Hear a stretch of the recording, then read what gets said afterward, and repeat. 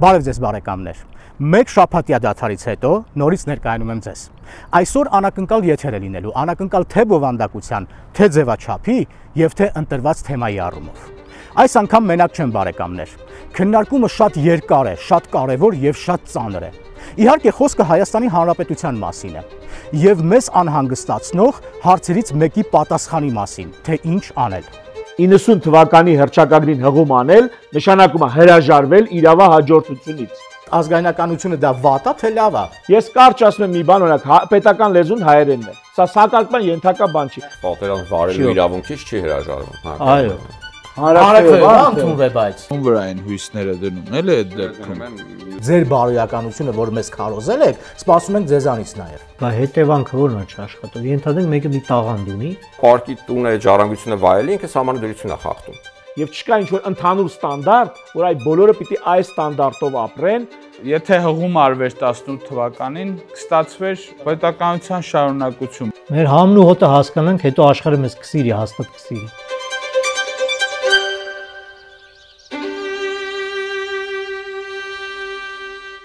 Զինվեք համբերության բարեկամներ, դիտեք մինչև վերջ եւ ամենակարևորը, խնդրում եմ, գրեք ձեր կարծիքը։ Իսկ թե որքանով է կարևոր ձեր կարծիքը, ձեր դիրքորոշումը կհասկանաք եթերից հետո։ Իսկ հիմա բոլորիդ հրավիրում եմ ներս։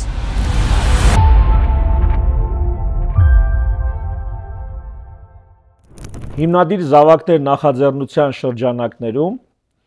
այսօր կսկսենք քննարկել աշխարհի տարբեր սահմանադրությունների նախաբանները, իսկ ավելի ճիշտ է ասել պրեամբուլաները։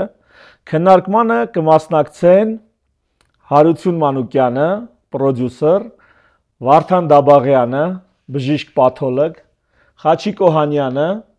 ինժեներ ծրագրավորող եւ Սարգիս Մովսիսյանը,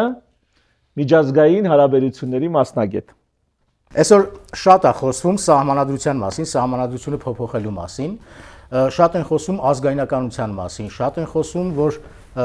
կրոնը չի ողջունվում քաղաքակիրթ աշխարհի կողմից, հավատքը ընդհանրապես ազգային արժեքների մասին։ Այսօր հավաքվել ենք ու վերցրել ենք մի քանի սահմանադրությունների նախաբաններ, նախաբան չի կարելի ասել, պրեամբուլա, որովհետև նախաբանը լրիվ ուրիշ բան է։ Կարդալու ենք բոլոր այդ նախաբանները ու մեկնաբանելու ենք, ասելու ենք այնտեղ ինչա լինելու։ Սկսելու ենք Թուրքիա, Իտալիա, չեմ ուզում թվարկեմ, հիմա խոսքը փոխանցում թվարկենք, հա? Ճապոնիա, Հայաստանի Հանրապետություն, Հունաստան, քննարկել ենք Իտալիա։ Եվ այս սահմանադրություններում կա յուրահատկություն, առանձնահատկություն, որը կարելի է որ մեր ժողովուրդն իմանա։ Այս ինչ մենք խոսում ենք, մեր ուզածը չի։ Մենք ընդհանրապես ներկայացնում ենք, թե աշխարհում ինչ կա, չկա։ Նորից եմ էլի ուզում շեշտեմ, շատ են խոսում, որ զարգացած երկրները, այսինքն Եվրոպան, Ամերիկան, որ կա, որ ազգայնականությունը, նացիոնալիզմը, ռուսերեն ավելի շատ լավ է հնչում, էլի, նացիոնալիզմը դրժում են, չեն ընդունում։ Այն երկիրը, որ նացիոնալիզմն է որդեգրել, չեն ընդունում իրանց բան շարքեր, որ դավանում է կրոնա բանանում, քարոզում, չեն ընդունում դրան։ Այ հիմա սրա շուրջ ուզում եմ, որ նաև խոսանք, էլի, սկսում ենք Ումից ենք սկսում։ Թուրքիան, հա։ Թուրքիա։ Իրան սկսենք, Թուրքիա's թեման։ Ժամանակակից Թուրքիան ձևավորվել է Օսմանյան կայսրության փլուզման արդյունքում, որին նպաստել է 1918 թվականին առաջին համաշխարհային պատերազմում Օսմանյան կայսրության պարտությունը։ Առաջին անգամ որպես հանրապետություն Թուրքիան հռչակվել է 1929 թվականի հոկտեմբերի 29-ին Մուստաֆա Քեմալ Աթաթուրքի գլխավորած հանրապետական ժողովրդական կուսակցության կողմից։ 1949 թվականից հանդիսանում է Եվրոպայի խորհրդի անդամ։ ՆԱՏՕ-ի անդամ է 1952 թվականից։ 1999 թվականից մինչ օրս Եվրամիության անդամակցության պաշտոնական թեկնածու է։ Թուրքիան հանրապետություն է հիմնված եւ հռչակված ազգայնականության եւ թուրք ազգի ինքնիշխանության վրա։ 2017-ին է իմիջիայլոց ընդունվել վերջին սահմանադրությունը, օրինակ եմ բերում ու կարդում եմ, որովհետև համ իմ սիրած թեման է այս թեման, համ էլ այստեղ քարոզվում է ազգայնականությունը, հենց սահմանադրության մեջ, սահմանադրության հենց սկզբում, այսինքն թվում է թե հակասող իրար բաներ են, չէ՞, հեսա ասեմ, էլի, հակասող բաներ են, էլի, նացիոնալիզմ, միշտ այդ ուզում եմ ասեմ, որովհետև ռուսերեն ավելի լավ է հնչում, չեմ բանանում, կարդում եմ, հետո գնացինք։ Սկիզբը, ամենասկիզբը։ Համաձայն ազգայնականության հայեցակարգի եւ Թուրքիայի հանրապետության հիմնադիր անմահ առաջնորդ եւ անգերազանցելի հերոս Աթաթուրքի կողմից հռչակված ձևերի եւ սկզբունքների այս սահմանադրությունը, որը հաստատում է թուրքական ազգի եւ հայրենիքի հավերժական գոյությունը եւ թուրքական պետության անբաժանելի միասնությունը ներառում է։ Այս սկիզբն է, հա։ Մի անգամ իստեղ բան ենք անում, անդրադառնում ենք ազգայնականությանը, հենց երկրորդ բառը համաձայն ազգայնականության, նացիոնալիզմի, ինչի մասին է խոսքը գնում, էլի։ Այսինքն թուրք ազգի նացիոնալիզմի մասին է խոսքը գնում։ Ինչ արել Աթաթուրքը, ինչի են իրան այդքան տենց հերոսացնում,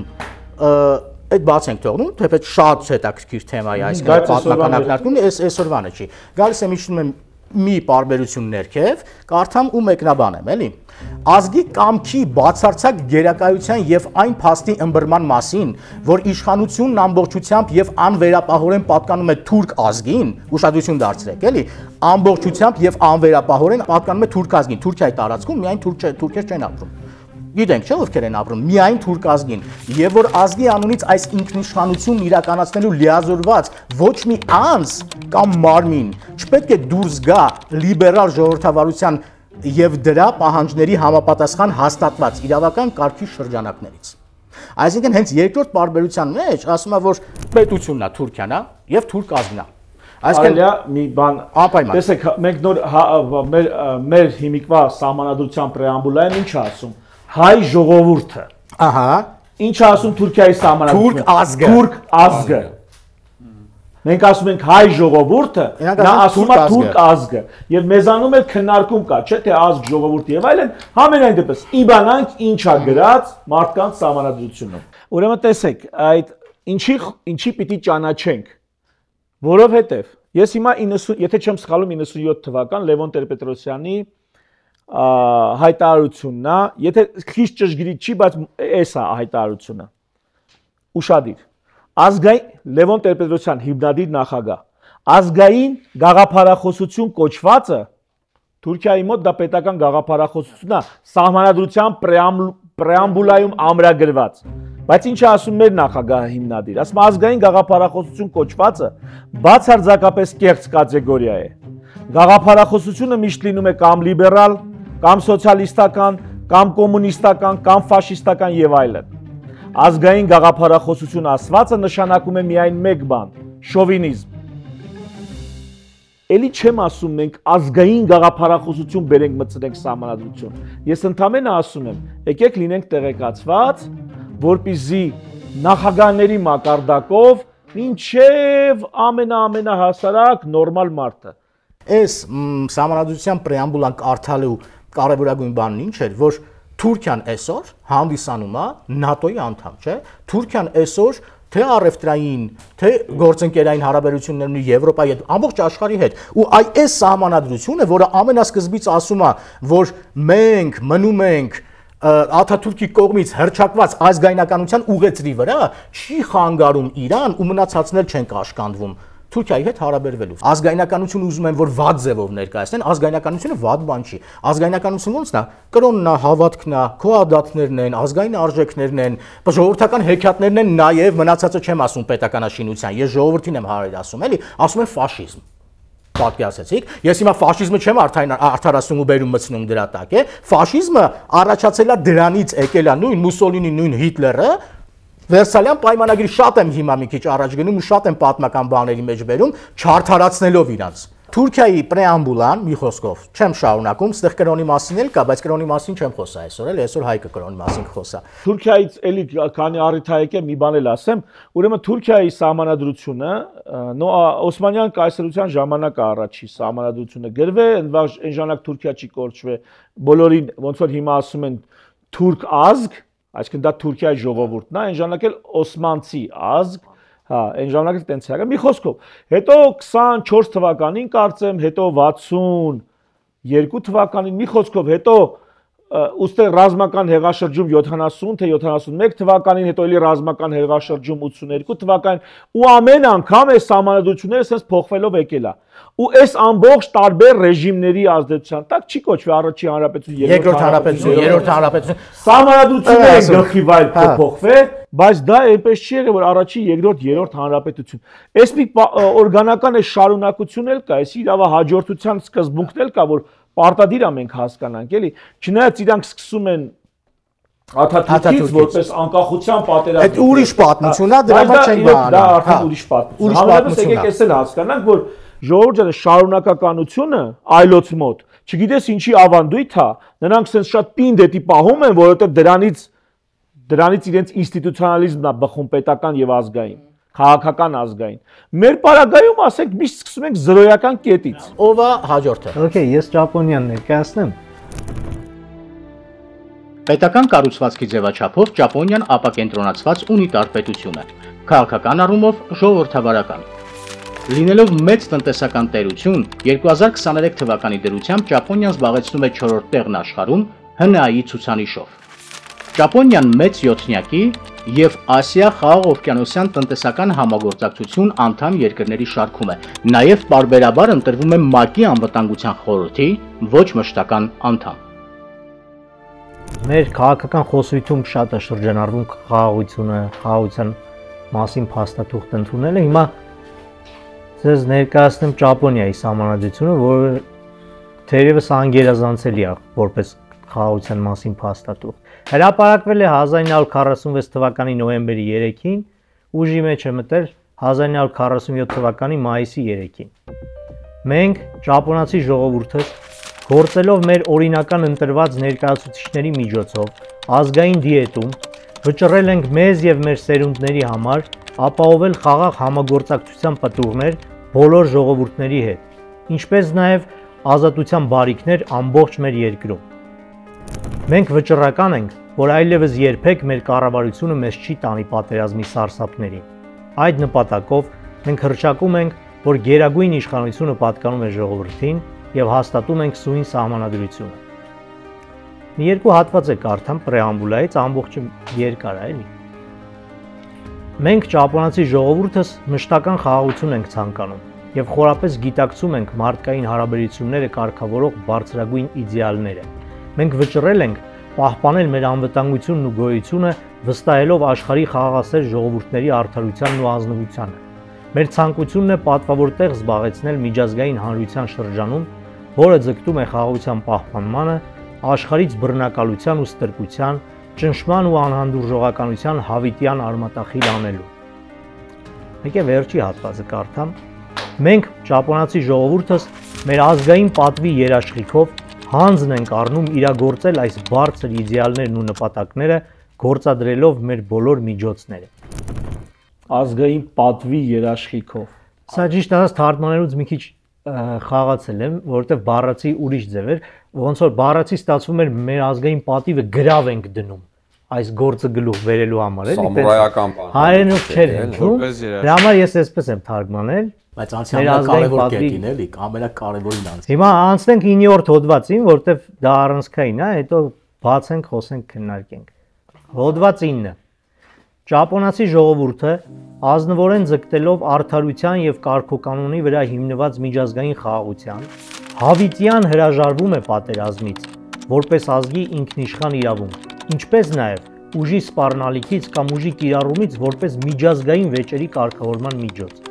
Վերոհիշյալ նպատակի իրագործման համար երբեք չեն ստեղծվի կամ պահպանվի ցամաքային, ծովային եւ օդային ռազմական ուժեր կամ որևէ այլ ռազմական ներուժ։ Պետությունը չի ճանաչում պատերազմ վարելու իրավունքը։ Եկանք։ Ես առաջարկում եմ երկու տեսանկյունից էլի նայենք, մի հատ հերմենևտիկայի տեսանկյունից նայենք, ինչ տեքստ են հռչակել։ Հետո անցնենք ռեալ պոլիտիկից, տեսնենք ինչ կա հողի։ Թե մի անգամ ռեալ պոլիտիկից խոսանք, էլի։ Ինչ կլինի։ Հերմենևտիկայից ասա, էլի։ Լավ։ Հերմենևտիկայից մի փոքր ասեմ։ Այս նախաբանն ու 9-րդ հոդվածը առհասարակ սահմանադրական իրավունքի տեսանկյունից նա բացառիկ է աշխարհի սահմանադրական իրավունքի տեսանկյունից, ինչ է ստացվում։ Ճապոնիան միակ երկիրն է, որի սահմանադրության մեջ հավիտյան հրաժարվում է պատերազմից, որպես ինքնիշխանության իրացման միջոց։ Այսինքն կամովին սահմանափակումը սեփական սուվերենության ռազմական բաղադրիչ է։ Այսպիսի բան չկա, նույնիսկ Գերմանիան կապիտուլյացիայից հետո նա նշում է, որ սահմանադրության մեջ կետով ամրագրում է, որ երբեք հարձակման համար բանակ չի օգտագործի, բայց չի հրաժարվում նույնիսկ ինքնապաշտպանության համար։ Պատերազմ վարելու իրավունքից չի հրաժարվում, հա։ Այո։ Հարցակման համար էլի չի օգտագործվի։ Հենց այդ առումով եմ ասում, սա բացառիկ։ Այսինքն այստեղ նույնիսկ նշում է, որ բանակ չի ունենալու։ Այո։ Հիմա դրան էլ նշում է, որ միջազգային հարաբերություններում, այո, այսինքն եթե միջազգային հարաբերությունը հասել է նրան, որ հարցը պիտի լուծվի պատերազմով, օրինակ ագրեսիա կա իր վրա, ինքը նույնիսկ դրանից հրաժարվում է։ Դեպքում ինքնապաշտպանության իրավունքից հրաժարվում է։ Ասեմ ավելին, այդ կետը, որ ասում է ինչպես նաև ուժի սպառնալիքից կամ ուժի կիրառումից որպես միջազգային վեճերի կարգավորման միջոց, այստեղ արդեն ուժի կիրառման սպառնալիքն է նույնիսկ մերժում, սա չափազանցած չենք լինի, որ ասենք նույնիսկ ՄԱԿ-ի կանոնադրությունից է անցնում, որտեղ նա առհասարակ որևէ ագրեսիվ գործողություն բացառում է, ռազմական ու ագրեսիվ գործողություն։ Նման կերպ բայց Իտալիայի սահմանադրությունն էլ ունի, որ ասում է մենք հրաժարվում ենք միջազգային վեճերը լուծելու համար պատերազմի իրավունք։ Պատերազմը ուրիշ է, ինքը պաշտպանվելը լրիվ ուրիշ է, այսինքն ագրեսիայից հրաժարվում է, բայց որ գանքով վրա կա Իտալիայի մոդել, կա այդ տեսակ, բայց չի հասնում այն գերադրական աստիճանին, որը Ճապոնիան է սահմանում։ Ասում եմ որևիցե դեպքում մենք քանի որ հերմենևտիկայի տեսանկյունից ենք նայում, մի փոքր գեղարվեստական ֆոն տանք, այստեղ արդեն նրանք պատերազմը դիտարկում են ոչ թե ինքնապաշտպանության միջոց կամ սուվերենության ապահովման պարտավորություն, այլ գայթակղություն, էլի, որպես բարոյական ֆոն են տալ։ Այսինքն պատերազմը համարում են գայթակղություն։ Այսինքն մեղք էլի, չի կարելի։ Հիմա շարունակեմ հեսա ասել, ինչ եմ այդպես կարծում։ Ու այստեղ ինչ է ստացվում, որ հատկապես այդ միջազգային վեճերի կարգավորման դեպքում, որ նա շղթում է առհասարակ, որ դա արդեն իրավունքի լեզուն ստեղ դադարում է, սկսվում է ոնց որ փիլիսոփայական դեկլարացիա, էլի պետությունը հայտարարում է, որ նա այլևս չի մտածում, որ առհասարակ բախումը լուծում է որևէ պարագայում։ Դա հավատամք է, էլի որպես ներկայացնում։ Ու իհարկե ինչպես նշեցիք, որ ասում չենք ունենա ցամաքային, ծովային եւ ռազմաօդային ուժեր եւ որևէ այլ ռազմական ներուժ չենք պահպանի, սա արդեն բացառում է, որ նա կարող է ունենալ ճանաչված ռազմական բանակ։ Եվ ամենահետաքրքիր տողը պետությունը չի ճանաչում պատերազմ վարելու իրավունքը։ Այս տողում արդեն խաղաղության սկզբունքի մի յուրահատուկ ամրագրում ենք տեսնում միջազգային իրավունքում, թերևս չափազանցություն չի, որ ասենք այս դրույթը դարձնում է Ճապոնիայի սահմանադրությունը խաղաղության հարցում աշխարհի ամենահզոր իրավական փաստաթղթերից մեկը։ Հանրաքվեով ընդունվե, բայց չէ, իստում է պարլամենտով ընդունվում։ 46 թվին պարտված երկիր Ամերիկան եկել պարտադրել է, ինչ հանրաքվեի մասին է խոսքը գնում։ Բայց դրան հեսա կգանք, էլի նրա կողմից է կրվում։ Ինքը Ճապոնիան իր կողմից է։ Իր կողմից, այո։ Լավ, շարունակի։ Ու այստեղ ինչ ենք տեսնում, որ Ճապոնիան աշխարհին ներկայանում է ոչ թե ուժով, այլ բարոյականությամբ, ժողովրդավարությամբ ու խաղաղասիրությամբ։ Այնտեղ տենց տեղ կա, չէ՞, որտեղ ասում է հավատում ենք միջազգային բարոյականության, միջազգային իրավունքի բարոյականության։ Այ դա է ուզում հարցնել, թե ում վրա են հույսները դնում, էլի այդ դնում են մյուսների բարոյականության վրա։ Հույսեր չեն, մեկ կոչ են անում այս դեպքում։ Այսինքն բանի են, պատվի են հրավիրում, էլի, ասում են դուք մեզ ստիպեցիք, մենք պատերազմող երկիր ենք, եկաք հաղթեցիք, ստիպեցիք, ասիք պատերազմով ոչ մի բան չի լինում, մենք համաձայն ենք, հիմա ձեր բարոյականությունը, որ մեզ քարոզել եք, սպասում ենք ձեզանից նաև։ Հասկանում ես, այս է ասում, էլի։ Չի լինում, էլի։ Չէ, չի լինում տենց։ Իհարկե, դա փիլիսոփայություն է։ Այստեղ բարոյական ու արժեբանական կողմով իհարկե սա չմնաց թղթի վրա, սահմանադրությունը Ճապոնիայի հետ պատերազմյան արդեն հետ սահմանադրական սերունդները սա որպես մշակութային արժեք են, խաղաղության գաղափարը որպես մշակութային արժեք են ընդունում, նրանք դպրոցներում են նույնիսկ սահմանադրություն անցնում, սահմանադրական ակումբներ ունեն ու իրանց մոտ դա մշակութային է, ոչ միայն քաղաքական դիրքորոշում, էլի, իսկ նրանք այդպես ապրում են, նրանք հպարտ են, որ իրանք խաղաղության առաջամարտիկներ են, այսպիսի արժեքային բան կա, էլի, որը նույնիսկ եթե մի քիչ ավելի գեղարվեստական նայելուց ունենք, հեսա գեղարվեստական հատվածը ավարտվում է Հարութ քոչ սիրած հատվածը։ Ես ինքս լինելով ռեժիսոր, պրոդյուսեր չեմ սիրում սա։ Այստեղ ասես գեղարվեստական հատված կատարում է քաղաքական խավություն, ես այս դիտանկյունից եմ նայել, բուդդայական մշակույթում ցիկլից դուրս գալը կենտրոնական նշանակություն ունի, ու այստեղ Ճապոնիան պետական մակարդակով կարծես դուրս է գալիս իր քարմայի ցիկլից։ Այդ կայսերական փառասիրությունն ու ռազմական ագրեսիան կուտակված կարման էր ու այդ ցիկլից դուրս է գալի։ Եվ իհարկե այս ամենը շատ բարի է, գեղեցիկ ու բարոյական։ Չէ, բայց մի հատ էլ հանգամանքները ինչ հանգամանքներում է էսի գրվե։ Դե գալիս է դրան գործը, գալիս է։ Այ անցի Հիմա տեսեք ինչ կա հողի վրա։ Եվ ճշմարտությունն այն է, որ այս սահմանադրությունը գրվել է այդ թվում 9-րդ հոդվածը ոչ թե ճապոնացիների կողմից, այլ Ամերիկայի կողմից։ Հիմնականում ԱՄՆ գեներալ Դուգլաս Մաքարթուրի գլխավորությամբ նրա ղեկավարությամբ գրվել հենց իր թելադրությամբ։ Ինքը ոնց որ տողերը տվել է մի քանի առանցքային հրահանգները ու իրանց իրավաբանական բլոկը գրել է իմջալոց մի շաբաթում 9 օրում գրել է։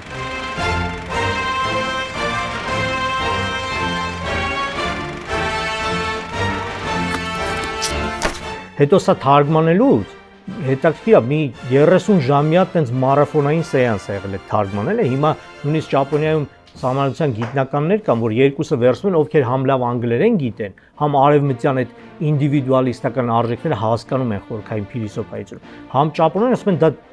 երկու տարբեր նախաձեռնություն առասարակ ճապոնական թարգմանությունը լրիվ ուրիշ կերպ է հնչում ինքը դեկլարատիվ բնույթ ունի ու իրանք պնդում են, որ այդ ժամանակվա ճապոններեն ու անգլերեն իմացողները չեն հասկացել անհատի իրավունքը ինչ է, որ ԱՄՆ-ն բերում է։ Նրանք չեն հասկացել այդ ինչ։ Իրանց մոտ առասարակ կոլեկտիվիզմն է, չէ՞, շատ զարգացած, ու գուցե դա ես չգիտեմ արմատները ինչից է գալիս, գուցե բրինձի մշակման բանից, որ այնտեղ մենակով բրինձ չես մշակի, էլի, կոլեկտիվ ինքը բան է սիրում այդ բրինձի մշակումը։ Ու ինչ է ստացվում, դե դրանից առաջ գիտենք, Ճապոնիան մի քանի տարի առաջ դաժան ռազմական արշավներ արել ամբողջ Ասիայում, Չինաստանում, Կորեայում, Ֆիլիպիններում։ Ցեղասպանություն, ռազմական հանցագործություններ եւ այլ։ Ոստեղ միգուցե իրանք չդատվելու, ոնց որ գերմանացիները դատվեցին, չդատվելու դիմաց պատրաստ են եղել ստորագրել ցանկացած հրամանի տակ կամ առաջարկի տակ։ Չդատվելն էլ Ընդհանրապես առանձին հետաքրքիր հատված կա, բայց ցենց կարող է մի քիչ երկար է Ճապոնիան, ոչինչ։ Տեսեք, այդ կայսերական ինստիտուտը ոնց պահվեց։ Առասարակ Մաքարթուրը դաշնակցային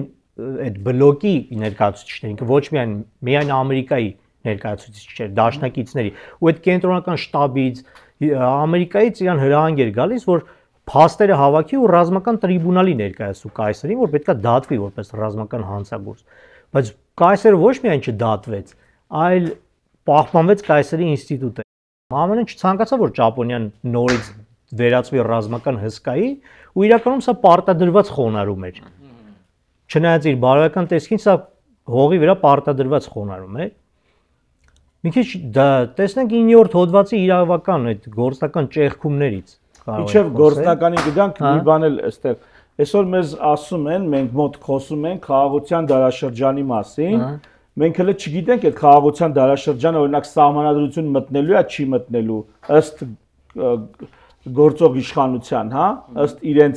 սահմանադրագիրների, մենք էլի չգիտենք, բայց լավ կլինի, որ առհասարակ իմանանք աշխարհում էլի ինչ կա, չկա, ու մասնավորապես Ճապոնիայի օրինակով, եթե սա տեղյակ եք սրանից, կրթված ենք այս առումով Վաղը երբ որ մեզ բերեն ինչ որ նախադասություններ, որոնք այսպես պոետիկ կհնչեն, մենք գոնե հասկանանք սա, հա, վերամբարձ պոետիկ առաջին հայացքից այդպես վեհ, մենք հասկանանք սա ըստ էության ինչա նշանակում։ Ճապոնիայի օրինակը մեզ համար պետքա լինի շատ բան դաս, զգոն լինելու առաջիկայում մեզ հրամցվող այդ խաղաղության կոնցեպտին եւ դրա արտացոլումը հնարավոր արտացոլումը սահմանադրության մեջ մի խոսքով զգոն ձևով եւ քննադատական ձևով դիմավորելու համար։ Սա այդպես հեշտ չի ընդունվել, այդ ճապոնական կողմը, այդ կոմիտեն, որ համագործակցում էր ամերիկյան բլոկի հետ սահմանադրության հետ կապված, բավականին երկար բանավեճեր են եղել, նրանք չէին ընդունում այս կետերը։ Նրանք նույնիսկ հողում էին անում այդ Պոտսդամյան դեկլարացիային, որ այնտեղ գրված է որ այնտեղ նշված չէր էլի որ այդ պետքա փլուզվի այդ կայսերի ինստիտուտը եւ այլ եւ այլ չնայած այնտեղ դրված էր որ կապիտուլյացիան շարունակվում այնքան ժամանակ մինչեւ Ճապոնիայի ապառազմականացումը եւ դեմոկրատացումը էլի շարունակի էլի արի այդ բլոկին որովհետեւ էլ եմ ասում դա ինչ ունենք այսինքն այսօր ինչ ունենք այսօր ունենք ինչ ունենք այսօր որ ունենք այն որ փաստացի շրջանցել է Ճապոնիան սահմանադրությունը, ստեղծելով այն ինչ կոչվում է Japan Self-Defense Forces, Ճապոնիայի ինքնապաշտպանական ուժեր։ Տեխնիկապես ինքը իհարկե հռչակված բանակ չէ, բայց ունի ցամաքային, օդային, ռազմածովային ուժեր, սպառազինված ժամանակակից տեխնիկայով, ունի շուրջ 250,000 զինծառայող, լավ ոչ զինծառայող այս դեպքում, ու պահեստայիններ։ Ճապոնիայի ռազմական բյուջեն այսօր աշխարհում 10-րդն է, 55.3 միլիարդ ծավալով, ՀՆԱ-ի 1.4%-ն է 2024 թվականի տվյալներով, 2027-ին նախատեսվում է դարձնել 2%-ը ՀՆԱ-ի, այդ դեպքում նա կլինի երրորդը ռազմական բյուջեով ԱՄՆ-ից ու Չինաստանից։ Աշխարհի բանակներից, այո, կոպիտ ասած, բանակներից Ճապոնիայի ինքնապաշտպանական ուժերը, նավատորմով, ավիացիայով, ցամաքային ուժերով, այսօրվա դրությամբ, նույնիսկ այսօրվա չէ, մի քանի տարի առաջվա տվյալներով 10-րդն է, ռազմական առաջիկայում պատրաստվում է դառնալ աշխարհում երրորդը։ Այո, արդեն հռչակված է, որ 27-ին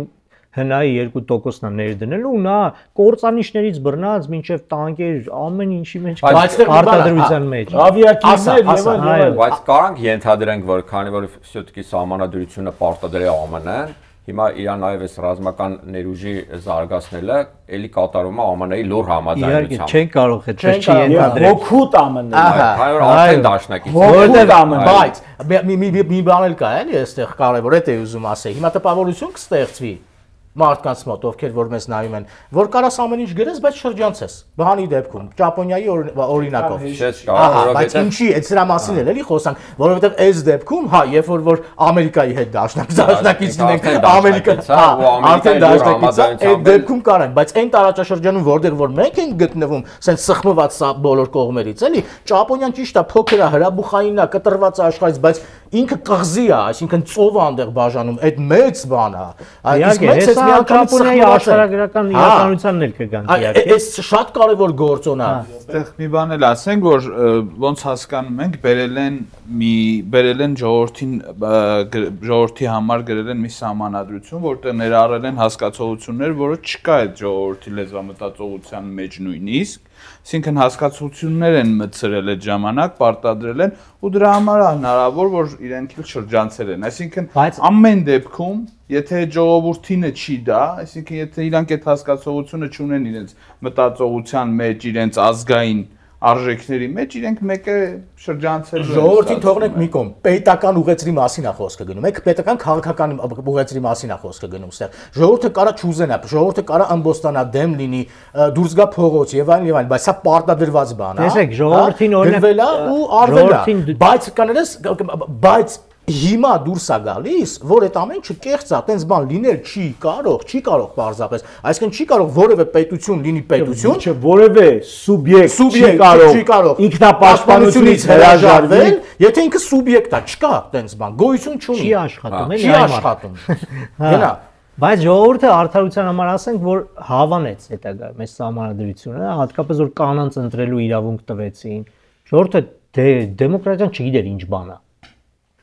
Իրանց սկսեց դուր գալ, որտեվ հետագայում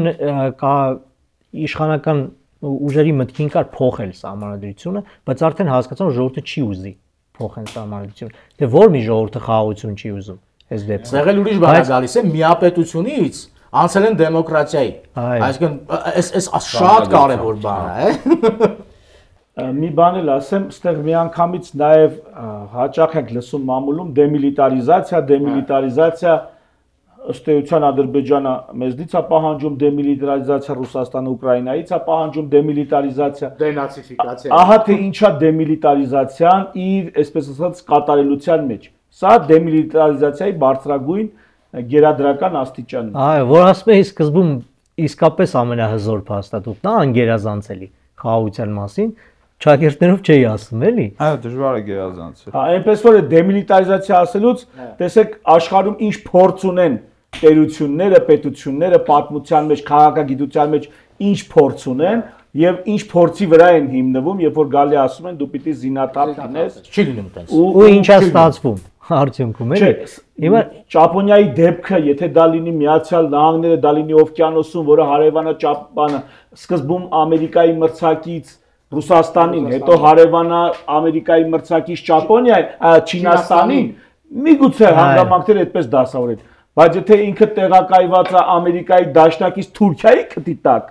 նատոյական, այս դեպքում մի քիչ հաշիվները խառնվում են, էլի։ Դրա մասին ենք ասում։ Հետո sense բան ունի, սահմանադրությունում 9-րդ հոդվածում այսպեսի կետ կա, հիշում ենք, չենք կիրառում ուժ միջազգային հակամարտություններում, չէ՞, բայց Ճապոնիան միջազգային խաղապահ առաքելություններ ունի, օրինակ Իրաք, Հարավային Սուդան,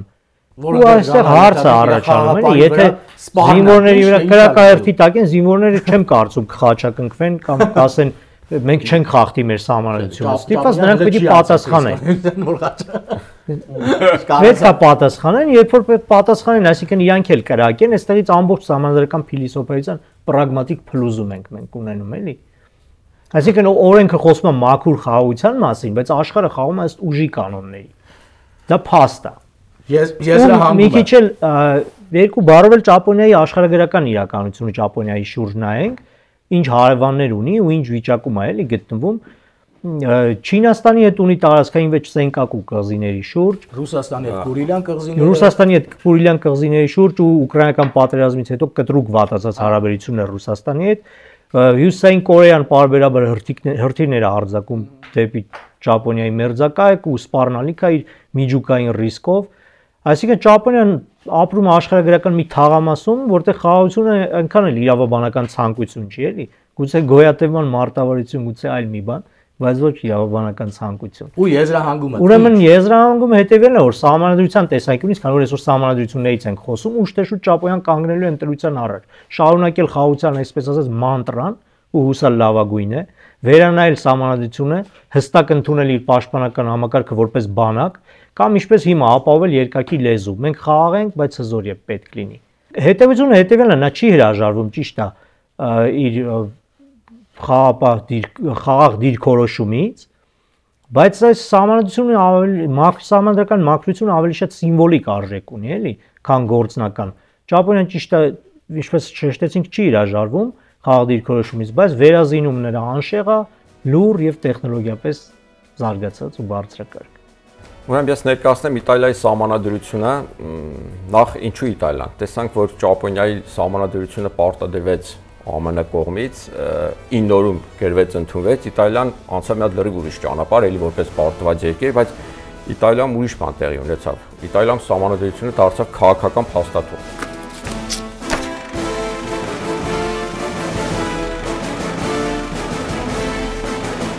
Առաջին համաշխարհային պատերազմից հետո 1922 թվականին քաղաքացիական պատերազմի արդյունքում Բենիտո Մուսոլինիի գլխավորությամբ Իտալիայում իշխանության են գալիս ծայրահեղ ազգայնականները։ 1936 թվականին Մուսոլինին ուզուրպացնում է իշխանությունը հռչակելով իրեն նորին գերազանցություն Բենիտո Մուսոլինի, կառավարության ղեկավար, ֆաշիզմի դուչե եւ կայսրության հիմնադիր։ Der ganzen Welt sich von Pracht.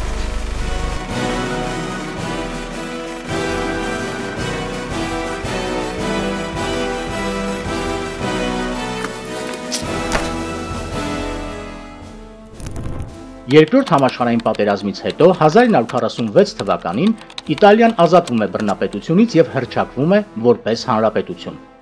1949 թվականից Իտալիան ՆԱՏՕ-ի անդամ է։ 1870 թվականին Իտալիան սահմանադրական միապետություն դարձավ, մինչև այդ ինքը քաղաքապետություններ էր, Նապոլեոնի կողմից գրավեց, Ավստրիայի դիրապետության տակ էր գտնվում, հետո առանձին Միլանի թագավորություն, Ռոմի թագավորություն, բայց 1870 թվականին ոնց որ միավորվեց մի պետության մեջ, դարձավ միապետություն սահմանադրական։ Ինչ է այդ սահմանադրական միապետությունը, որ թագավոր ունի այդ պետությունը, բայց սահմանադրությունը իր լիազորությունները կարգավորում է։ Ու 46 թվականին Իտալիայի ժողովուրդը ուզում է հասկանալ ինքը ուր է գնում, որոշում են միապետություն թե հանրապետություն։ Եվ ի տարբերություն են մնացած իմ իմացած դեպքերի, որ այդ կայսրական կամ թագավորական ընտանիքներին ոտից գլուխ մեր ու մանուկ գնդակարում են, այդտեղ ասում են մենք գրում ենք դեմոկրատական ճանապարհով։ Ու ասում է հանրաքվե է լինում Իտալիայում, որոշում են միապետություն թե հանրապետություն, ոչ բառներ չեն դնում, այո միապետությանը, այո հանրապետությանը։ Ու Իտալիայի ժողովրդի 54%-ը գնում է ասում է այո հանրապետությանը։ Թագավորն էլ իր ընտանիքի հետ հեռանում է ամբողջ դինաստիայով Իտալիայից, այդ հանրաքվեից հետո ոչ ընդդիմություն է ալնում, ոչ փորձում են ընդվզել այդ հանրաքվեի արդյունքներն ուղղակի ընդունում են փաստ, որ 54%-ը չի ուզում էլ միապետություն, հեռանում են Իտալիայից։ Ու 46 թվականին առաջի ազգային ժողովի ընտրություններն ալում կոչվում է հիմնադիր խորհրդարան։ Այս խորհրդարանի հիմնական լիազորությունը ելմա սահմանադրություն գրել։ Ու ի տարբերություն Ճապոնիայի տարի ու կես գրում են այդ սահմանադրությունը, պրեամբուլա չունի այդ սահմանադրությունը։ Իսկ ճիշտ պրեամբուլայի փոխարեն հոդվածներ է։ Այո, պրեամբուլայի փոխարեն նախաբանը, արդեն իրական նախաբան, ու այդ նախաբանը 12 հոդվածներից է։ Այսինքն պրեամբուլա չկա։ Ոչ։ Որպես հիմնական գաղափարը, քանի որ այսպես ասած տեսեք, բաժանում են մասերի, թե ով պետքա ինչ գերի։ Դեմոկրատներին ասում են դու գերի քաղաքացիների իրավունքը, սոցիալիստները գրում են տնտեսական սոցիալական բլոկը, կոմունիստները գրում են պետության կառուցվածքը, լիբերալները գրում են մարդու իրավունքների մասը ու նրանց ասում են պրեամբուլայի փոխարեն ելմա 12 հոդված, որը որ հիմնական գաղափարախոսություններ է իր մեջ ներառում, բայց ոչ ու այդ միջև հիմա պահպանված է այդ սահմանադրությամբ, հա։ Հա, միջև հիմա է սահմանադրությունն է։ Նո առաջի հոդվածը ասում է, որ Իտալիան աշխատանքի վրա հիմնված ժողովրդավարական հանրապետություն է, որտեղ իշխանությունը պատկանում է ժողովրդին։ Բայց ունիկալը որ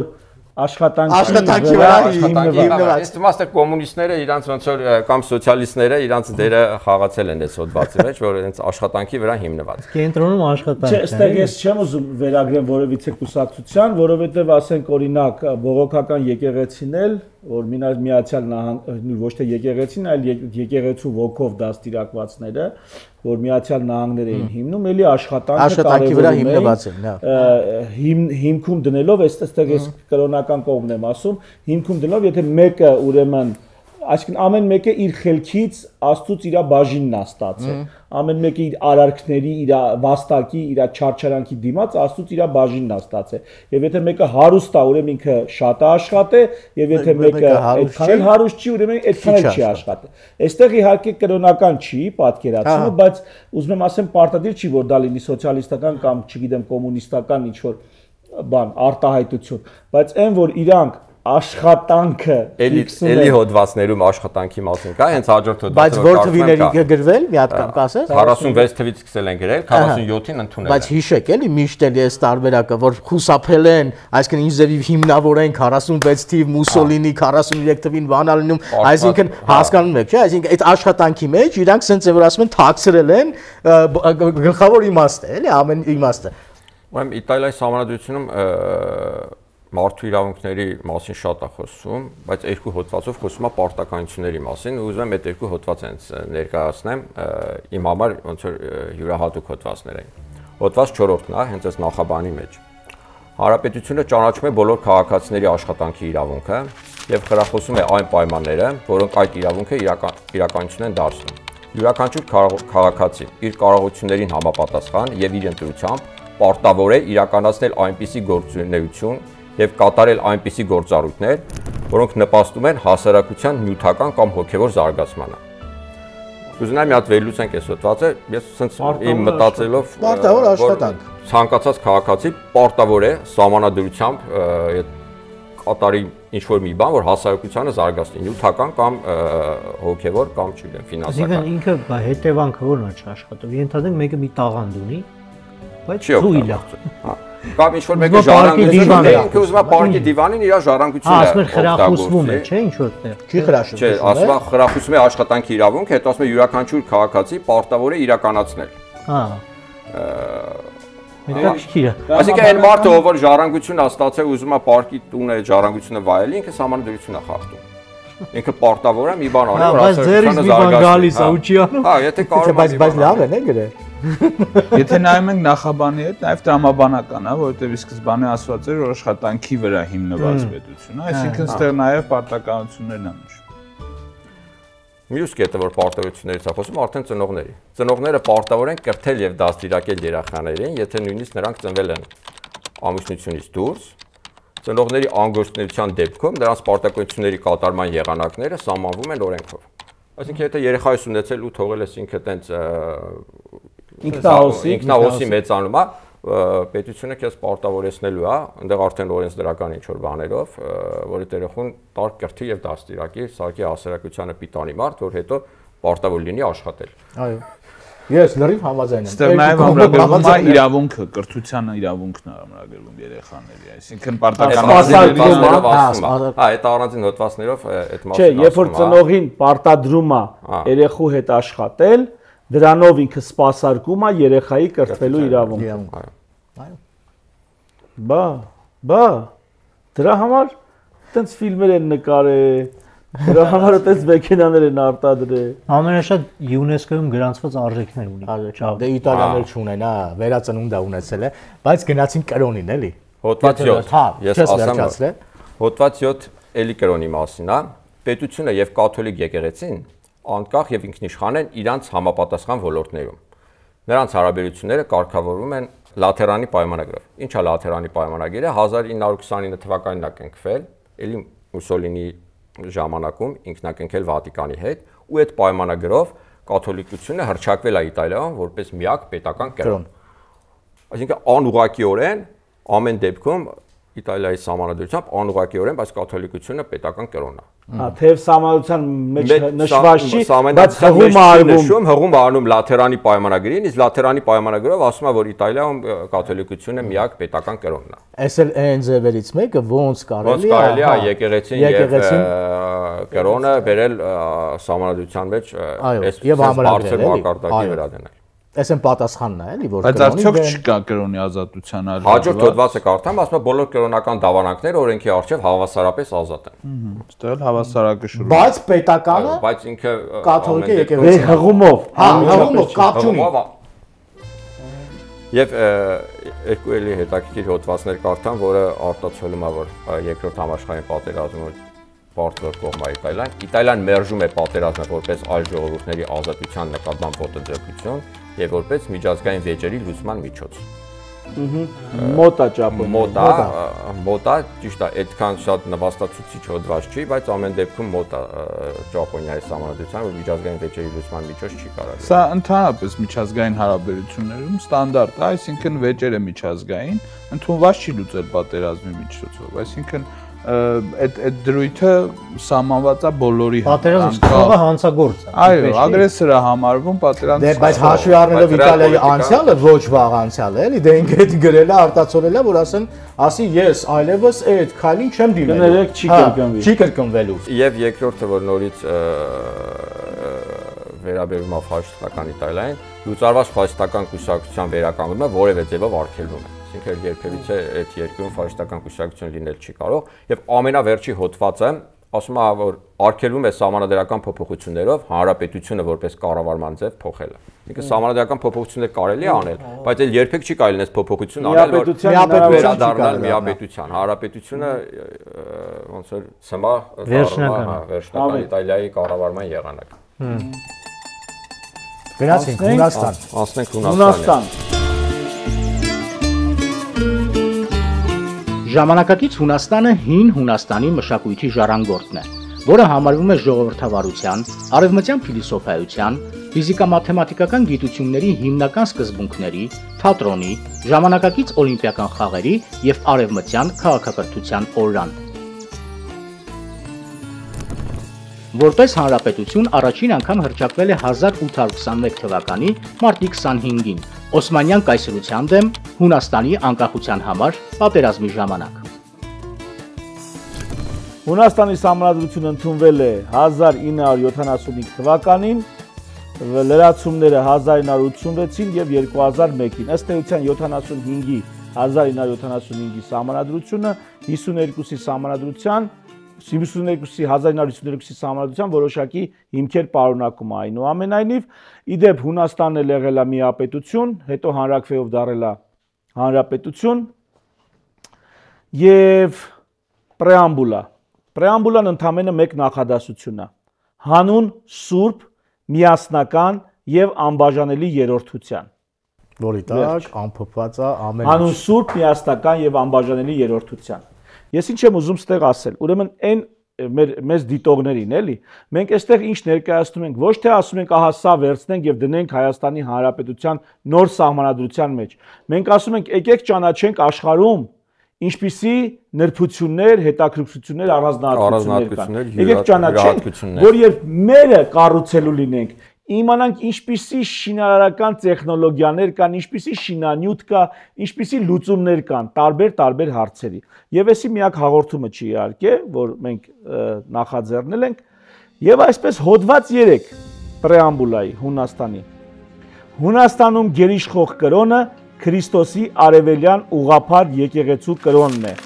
Հունաստանի ուղղափառ եկեղեցին, որը ճանաչում է մեր Տեր Հիսուս Քրիստոսին որպես իր գլուխ, իր դոգմաներում անբաժանելիորեն կապված է Կոստանդնուպոլսի մեծ եկեղեցու հետ եւ Քրիստոսի ցանկացած այլ դավանակից եկեղեցիների հետ եւ ինչպես նրանք հաստատակամորեն պահպանում է սուրբ առաքելական միաբան կանոնները եւ սուրբ ավանդույթները։ Այստեղ շարունակվում է, ես այդ շարունակությունը չեմ նշի։ Հոդված 3-ի 3-րդ կետը։ Սուրբ գրքի տեքստը մնում է անփոփոխ։ Սա սահմանադրության մեջ է գրած։ Սուրբ գրքի տեքստը մնում է անփոփոխ։ Արգելվում է դրա պաշտոնական թարգմանությունը ցանկացած այլ լեզվով առանց Հունաստանի ավտոկեֆալ, այսինքն ինքնագլուխ, առանց Հունաստանի ավտոկեֆալ եկեղեցու եւ Կոստանդնուպոլսի Քրիստոսի մեծ եկեղեցու թույլտվության։ Այստեղ կարևոր է, որ մենք հասկանանք հետեւյալը։ Հունաստանը ունի պետական կրոն։ Մեզ այդ քարոզել են անընդհատ, որ գիտեք ինչ կա, եկեղեցին պետությունը դրանք, դա խիստ անհամատեղելի բան է։ Ժողովուրդ, Եվրոպայում կան երկրներ,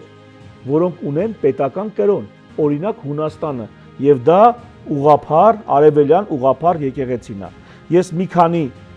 ուրեմն երկրներ էլ ասեմ, հա, միանգամից։ Դանիայի սահմանադրությամբ 4-րդ հոդվածն ասում է, որ ավետարանական լյութերական եկեղեցին Դանիայի պաշտոնական եկեղեցին է եւ որպես այդպիսին վայելում է պետական աջակցություն։ Մեծ Բրիտանիա թեև սահմանադրություն չունի, բայց պաշտոնապես գրավոր սահմանադրություն չունի, բայց իրավական ակտերի համաձայն պետական կրոն է անգլիական եկեղեցին եւ թագուհին կամ թագավորը նրա գերագույն ղեկավարն է։ Այստեղ ինչն է հետաքրքիր, ինչու թագուհին կամ թագավորը, որպեսզի երկրում երկիշխանության ռիսկերը չեզոքացվեն, այսինքն չլինի հոգևոր առաջնորդի եւ քաղաքական առաջնորդի միջեւ, պետական առաջնորդի միջեւ որոշակի երկիշխանության, պառակտության, հակասության եւ այսպես թագավորը որոշվել է երկու ինստիտուտների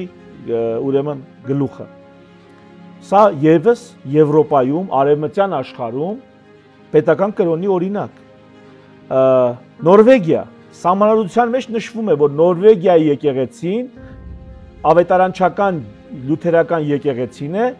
թե վերջին տարիներին որոշ տարանջատում է իրականացվել, այսինքն որոշակի տրամադրությունների փոփոխություն կա, համենայն դեպս հոդված 2-ը Նորվեգիայի սահմանադրությամբ պետության բոլոր բնակիչները օգտվում են կրոնական խղճի ազատությունից, ավետարանական լյութերական կրոնը պաշտոնական պետական կրոնն է, ուշադիր։ Դրա դավանողները պարտավոր են իրենց երեխաներին դաստիարակել այդ եկեղեցում։ Սահմանադրության մեջ նշված է, որ լյութերական ավետարանչական եկեղեցու դավանողները պարտավոր են իրենց երեխաներին դաստիարակել այդ եկեղեցում։ Սա էլ ուրեմն Իսլանդիայի օրինակ, սահմանադրության 62-րդ հոդվածը, Իսլանդիա։ Ավետարանական լյութերական եկեղեցին պետական եկեղեցի է եւ որպես այդպիսին վայելում է պետության աջակցությունը եւ հովանավորությունը։ Այս դրույթը կարող է փոխվել օրենքով, այսինքն օրենքում կարելի է այս դրույթը փոփոխել։ Բայց ամենայն դեպս սահմանադրության մեջ նշած է։ Լիխտենշտեյն սահմանադրությունը, ուրեմն հոդված 37 Լիխտենշտեյնի սահմանադրության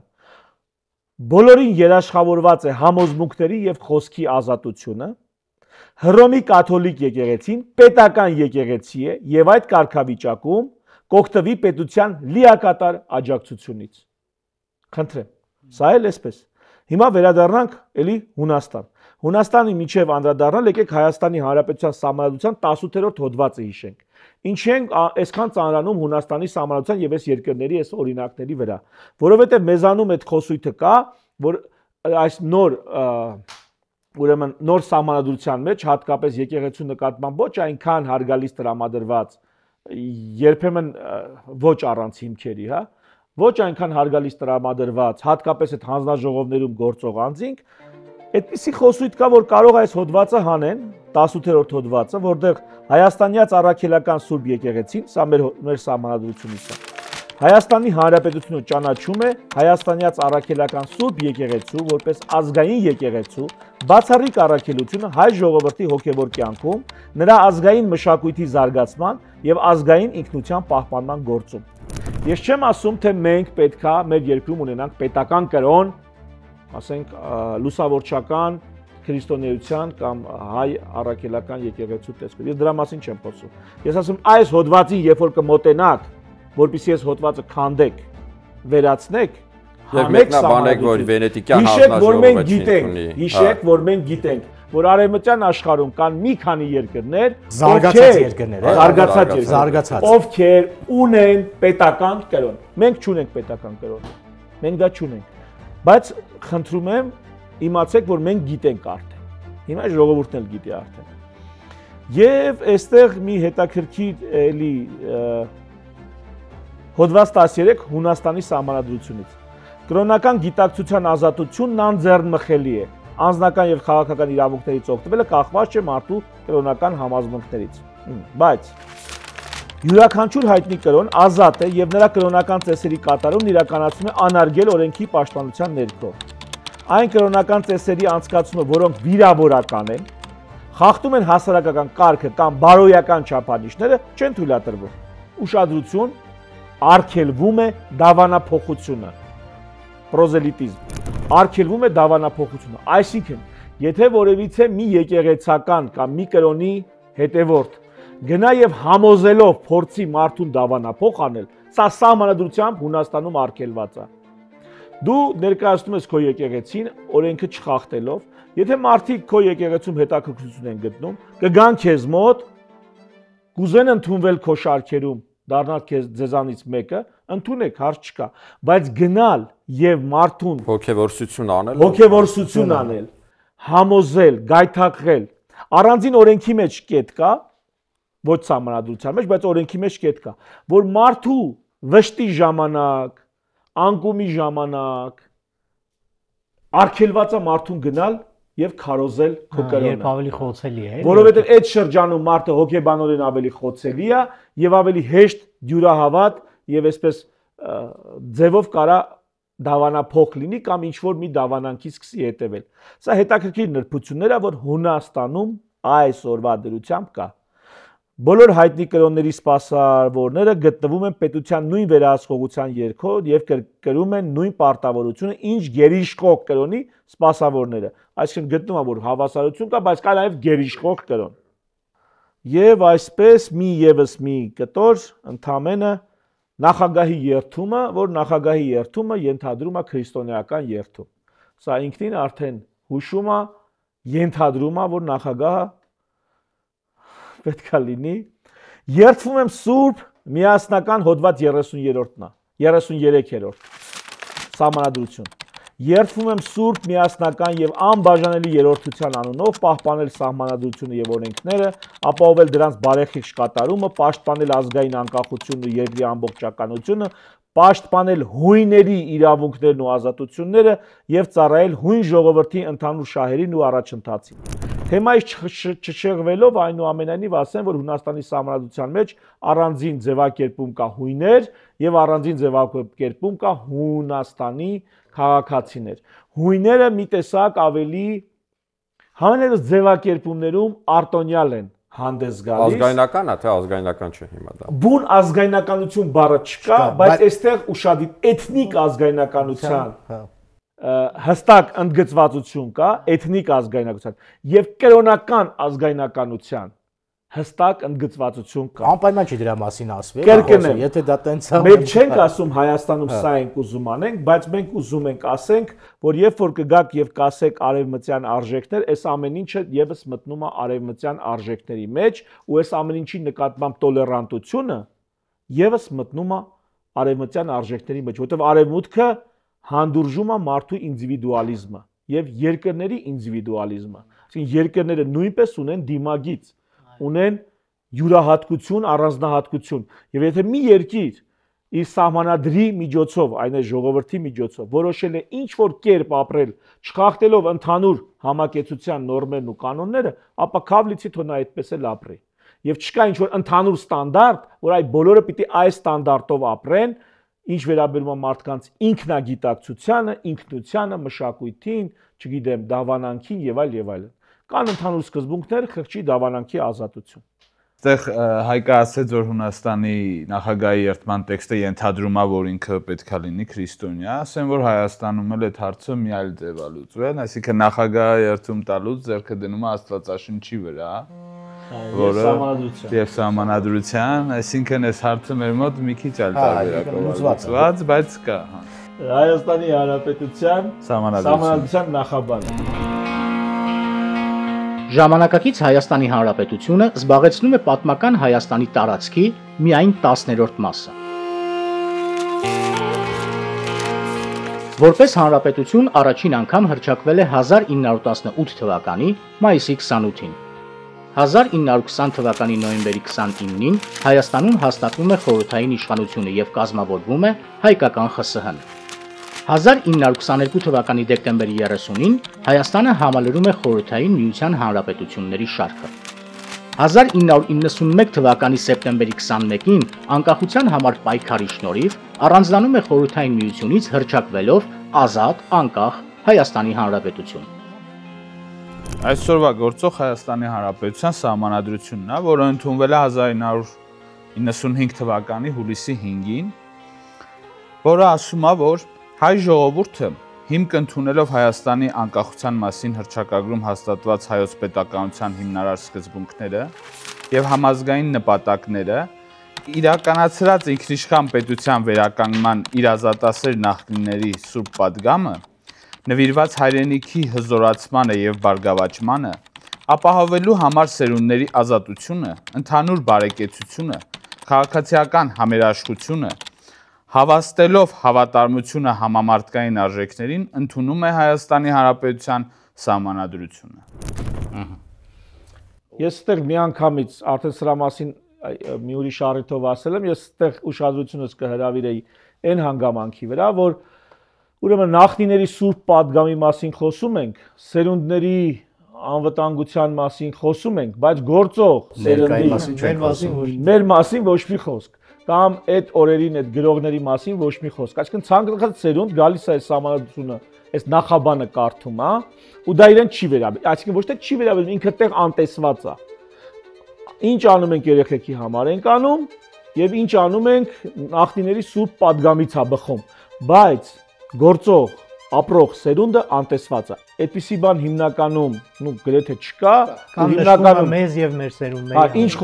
խոսում են եւ նախնիների մասին, եւ ապրողների մասին, եւ սերունդների մասին։ Բայց եկեք հռչակագրին անդրադառնանք, որտեղ այդտեղ հղում արվում հռչակագրին, դա լավ վիճելի կողմն է, էլի այսօրվա քաղաքական օրակարգի։ Տեսեք, ուրեմն Հայաստանի սահմանադրության մեջ հղում է արվում անկախության հռչակագրին, որի հետ որ հիմա խնդիր ունի մեր հարևանը։ Ասեմ, որ Հայաստանի Հանրապետությունը ունեցել է երկու անկախության հռչակագիր, որոնցից մեկը չի կոչվում անկախության հռչակագիր, կոչվում է հայտարարություն, որը ընդունվել է 1918 թվականին, իսկ երկրորդը ընդունվել է 1990 թվականին, ինչու է հղում արվում երկրորդ անկախության հռչակագրին, որը 90 թվականին է ընդունվել, այլ ոչ հենց առաջինին, որը 18 թվականին է, որովհետև եթե հղում արվեր 18 թվականին, կստացվեր պետականության շարունակություն, բայց հղում է արվում 90 թվականին ընդունված հռչակագրի վրա։ Հա, բայց ինչի՞ց է տենց։ Ինչքանով որ ես գիտեմ, 18 թվականին հռչակված եւ հաստատված հանրապետությունը ենթադրվում է, իբրև թե սա պատճառաբանություն է, որ Ալեքսանդրապոլի պայմանագրով, որը վավերական պայմանագիր չի, ինչի որտեղ նախ Թուրքիան ճանաչված չէր, երկրորդ հայկական պատվիրակությունը, ուրեմն այդ նույն օրը իշխանափոխությունա տեղի ունենում Հայաստանում եւ վավերացում չի անցել ոչ անկախ Հայաստանի, ոչ էլ սովետական Հայաստանի կողմից չի վավերացվել այդ պայմանագիրը։ Մի խոսքով, իբրև թե Ալեքսանդրապոլի պայմանագրից խուսափելու համար, որպես ժառանգություն, այսինքն այդ պայմանագիրը չգա կպնի մեզ։ Այնինչ ըստ էության դրանով դու Սևրից ես հրաժարվում, ես այդպես եմ կարծում, որ ոչ թե Ալեքսանդրապոլից ենք վախենում, այլ ինչ որ ստվերային հետին մտքով Սևրի պայմանագրից, Վիլսոնի իրավարար վճռից, այսպես վազն անցնելու համար, խուսափելու համար, որոշել են, որ այդ առաջին հանրապետությունը, ընդհանրապես հանրապետության սկիզբը թողնենք մի կողմ, նույնիսկ սովետական ժառանգությունը թողնենք մի կողմ, գան կանգնենք, չգիտեմ, 90 թվականից ինչ որ նոր ստեղծվող պետականության վրա։ Համենայնդեպս էսի քննարկելու բան է, այսինքն սա այնպես չի, որ արձանա դրած միանշանակ պետք է ընդունենք։ Արգիշտի սեպագիրով գրելա ու վերջ։ Չէ, էսի քննարկելու վերցնել դնելու հարցը։ Ինչ ենք ուզում այսօր ասել։ Ինչի ենք այսքան երկար խոսում ու ինչի ենք կարդում տարբեր երկրների սահմանադրությունների սկզբնամասեր, պրեամբուլաներ, հա, ու հոդվածներ։ Առաջ սկզբում ասեցինք, բայց հիմա ավելի հասկանալի կլինի, էլի։ Ես սկսեմ, դուք ավարտեք, էլի, խնդրում եմ։ Ես միշտ ասել եմ, միշտ տենց է լինում, որ Հայաստանի մասին խոսելիս միշտ Հայաստանը դիտարկում են տարածաշրջանում կամ հարևաններով։ Աշխարհից կտրում են։ Հայաստանը երբեք ու ոչ մի անգամ չի կարելի դիտարկել աշխարհից զատ։ Հայաստանը միշտ պետք է դիտարկվի Հայաստանի մասին խոսալուց, էլի, համաշխարհային համատեքստում, կոնտեքստում։ Այսօր դրա մասին էր, այսինքն մենք օրինակներ ենք բերում, ինչա կատարվում։ Մենք չենք քարոզում, որ դառնանք Հունաստանի նման, մենք չենք ուզում դառնանք Իտալիայի նման, Ճապոնիայի նման առավել եւս, հա, Թուրքիա դե չենք դառնա ու չենք դառնա։ Այսինքն մեր ասածը ընդամենը մեկն էր։ Նու դիտողներն էլ են մեր ոնց դիմում,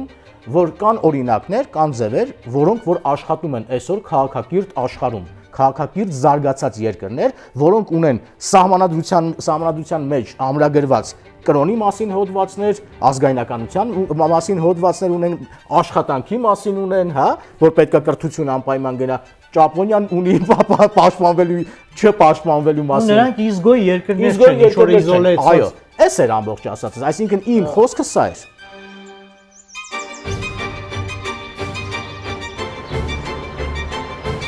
Իմ կարծիքով Հայաստանում այսօր ունենք քննադատական մտածողության դեֆիցիտ, որը տեղեկատվության պակաս է։ Իմ կարծիքով մենք հիմա լրացնում ենք այդ տեղեկատվությունը, տալով որոշակի ինֆորմացիա, որը կբերի մարդկանց մոտ քննադատական մտածողության զարգացմանը եւ հերթական անգամ որևէ մի բան, մի օրենք լինի սահմանադրություն նոր քննարկելուց, մարդիկ մի քիչ ավելի քննադատաբար կմոտենան, լինելով ավելի տեղեկացված, իմ կարծիքով։ Օրինակ ես շատ եմ հանդիպում այն խոսույթին, որ մենք ինչով ենք աշխարհին հետաքրքիր, ինչ անենք, որ հետաքրքիր լինենք աշխարհին առհասարակ, չգիտեմ, հանք չունենք կամ ունենք, հանածո ունենք, էս ունենք, կամ մեկի արբանյա կդառնանք, մյուսի վրա ճնշում գործադրվի մեր ձևով, մենք ընդհանրապես պետք է հասկանանք մենք ինչով ենք իրար մեկս մյուսին հետաքրքիր։ Մեր ինքնորոշումը ո՞րն է։ Մեր առանձնահատկությունները, մենք նախ մեզ պետք է սիրենք, հետո նոր աշխարհը մեզ սիրի։ Իսկ սրանք այն զգայուն թեմաներն էին, որոնց շուրջ հենց սկսում ենք խոսել, անմիջապես մի մահակ գալիս է, դուք գիտեք քաղաքակիրթ աշխարհում սենշի, դուք գիտեք խաղաղությունը sense բանոզում։ Մենք նախ մի հատ ներսում մենք հասկանանք ինչ ենք ուզում, որն է մեր առանձնահատկությունները, ինչն ենք ուզում պահպանել ու փոխանցել հետոին։ Ես կարծում եմ մեր խոսակցությունը դրա մասին է, մտ աշխարհի փորձն ենք նայում, տեսնենք ինչ կա, չկա։ Մեր համն ու հոտը հասկանանք, հետո աշխարհը մեզ կսիրի, հաստատ կսիրի։ Հետո ի վերջո ցանկացած բանին այո ոչ ասելուց պետք է համեմատենք, իմանանք աշխարհում вообще ինչ կա եւ այս ինչին ենք մենք այո ոչ ասում։ Սրանից զատ ուրիշ ինչ կա աշխարհում։ Իսկ դրա համար այս նախաձեռնությունը իդեալական բան է, որ մենք աշխարհի տարբեր սահմանադրության յուրահատուկ կետերը քննարկենք, վակուումի մեջ չմտածենք, ինչին ենք ասում այո, ինչին ենք ասում ոչ։ Ոչ ուղղակի տեքստը կարդանք այո ոչ ասենք այդ տեքստին, այլ իմանանք որ այո, թե մենք իմանանք ինչ կա աշխարհում вообще, կասենք սա այոյի արժանի է, թե այոյի արժանի չի։ Ես էլ կասեմ ուզում եմ քաղաքական խոսք ձեռք բերենք, մի քիչ սխալներով ենք խոսում, մի քիչ ռուսերեն բառեր ենք օգտագործում, մի քիչ կմկմում ենք, մի քիչ սայթակում ենք, բայց ես ուզում եմ այդ ձևական կողմը, տեխնիկական կողմը հարցի մի կողմ դրած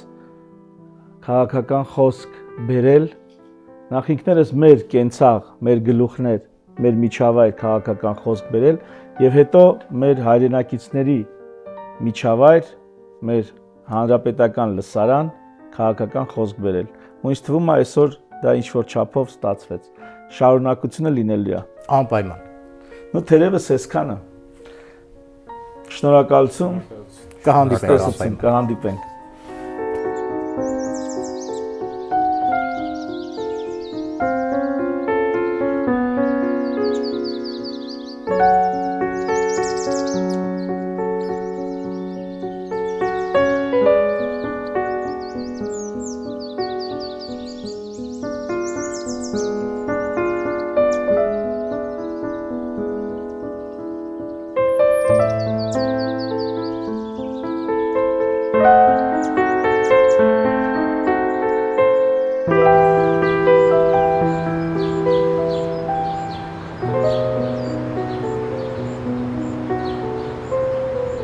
Իսկապես անակնկալ էր, չէ՞։